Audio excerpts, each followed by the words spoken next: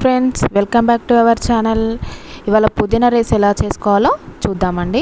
కాస్తంత పుదీనా, పచ్చిమిర్చి, కొత్తిమీర, కొంచెం వాటర్ వేసుకొని అల్లం వెల్లిగడ్డ వేసుకొని పేస్ట్ చేసుకొని పక్కన పెట్టుకోవాలి.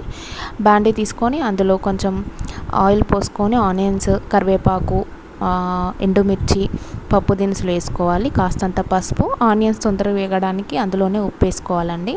అది కాస్త వేగినాక మనం మిక్సీ జార్లో మిక్సీ చేసి పెట్టుకున్న పుదీనా పేస్ట్ ఉంది కదా అండి, అది అందులో వేసుకోవాలి. పుదీనా ఫ్లేవరు పచ్చి వాసన అంతా పోయేంత వరకు మనం కలుపుకొని ఒక 5 minutes అలా పెట్టుకోవాలి. అందులోంచి వాటర్ పోయేంత వరకు మనం అది కుక్ చేసుకోవాలి ఒక 5 minutes. ఆ తర్వాత చూడండి ఎంత బాగా కుక్ అయిందో. అందులో ఉన్న వాటర్ అంతా పోయింది కాబట్టి ఇప్పుడు మనం ఇందులోకి రైస్ తీసుకోవాలి. ఇప్పుడు మనం ఇందులోకి రైస్ తీసుకున్న తర్వాత అది మిక్స్ అయ్యేటట్టు బాగా కలుపుకోవాలి.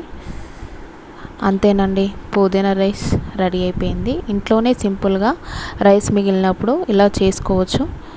పుదీనా రైస్ చాలా టేస్టీగా ఉంటుంది. మీరు కూడా ట్రై చేయండి. మీరు కాక నా ఛానల్ని ఫస్ట్ టైం చూసినట్లయితే లైక్ చేయండి, షేర్ చేయండి, కామెంట్ చేయండి ఫ్రెండ్స్. తప్పకుండా సబ్స్క్రైబ్ చేయండి. Thank you for watching.